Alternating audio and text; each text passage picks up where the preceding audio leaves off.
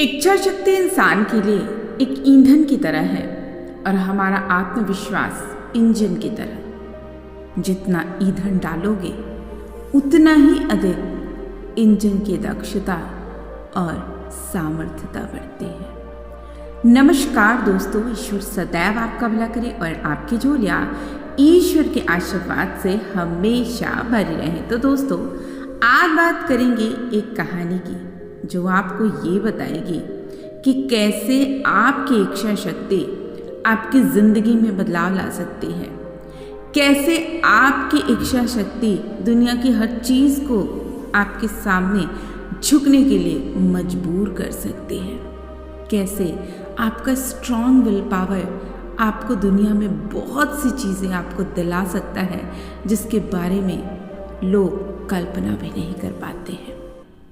तो ये कहानी है जापान के एक छोटे से कस्बे में रहने वाले 10 वर्षीय ओकायो की।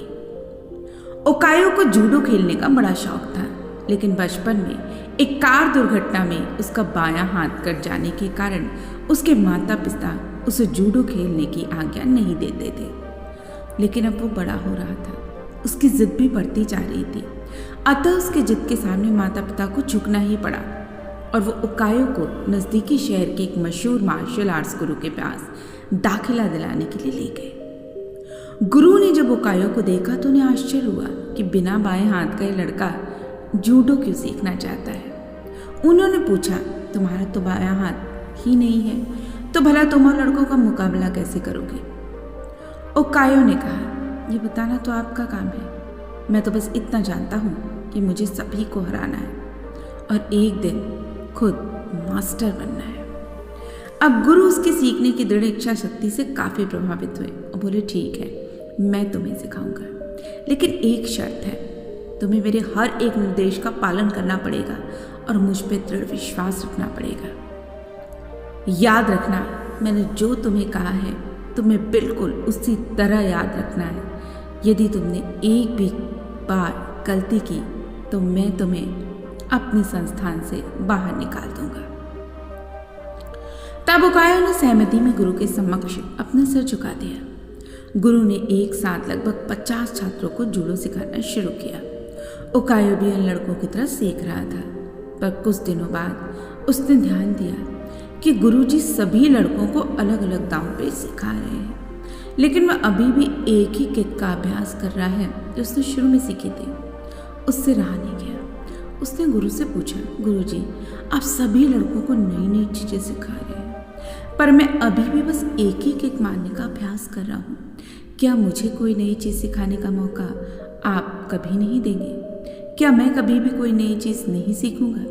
गुरुजी बोले, तुम्हें बस इसी एक किक पर महारत हासिल करने की ज़रूरत है। और वो इतना कहकर आगे बढ़ गए। अब ओकायो को बड़ा आश्चर्य हुआ, लेकिन चूंकि उसके गुरु ने उससे कहा था, मेरे ऊपर पूर्ण विश्वास रखना, उस शब्द को याद करके वो फिर से अपने अभ्यास में जुट गया। समय बीतता गया और देखते देखते 2 साल गुजर गए, लेकिन ओकायो बस एक ही किक पर अभ्यास कर रहा था।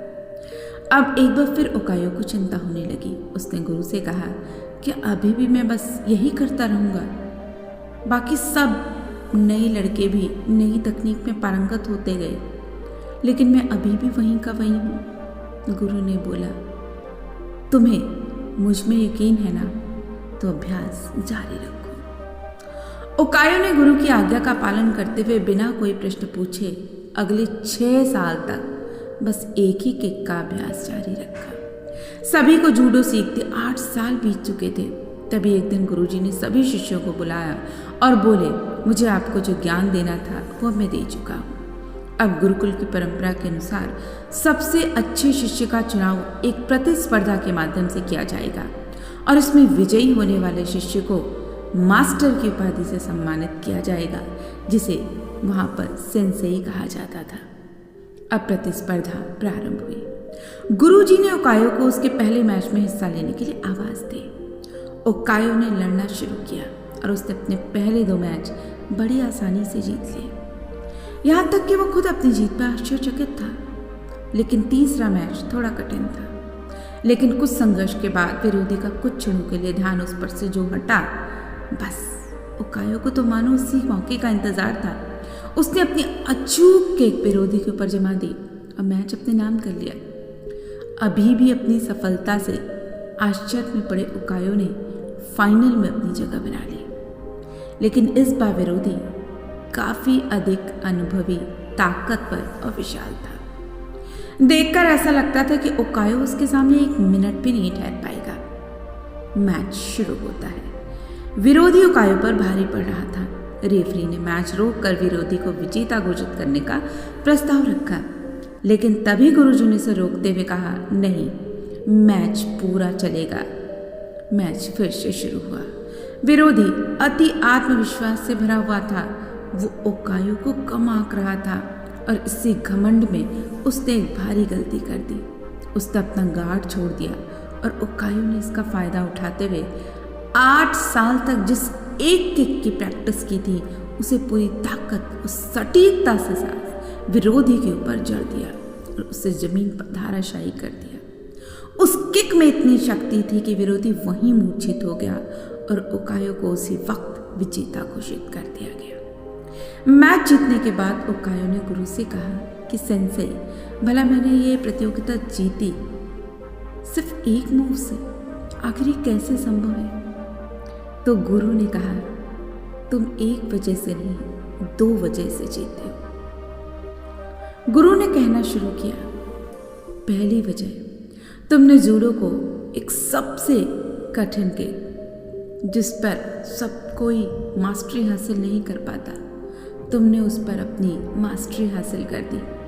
शायद ही इस दुनिया में कोई और होगा जो इस किक को इतनी दक्षता से मार पाए।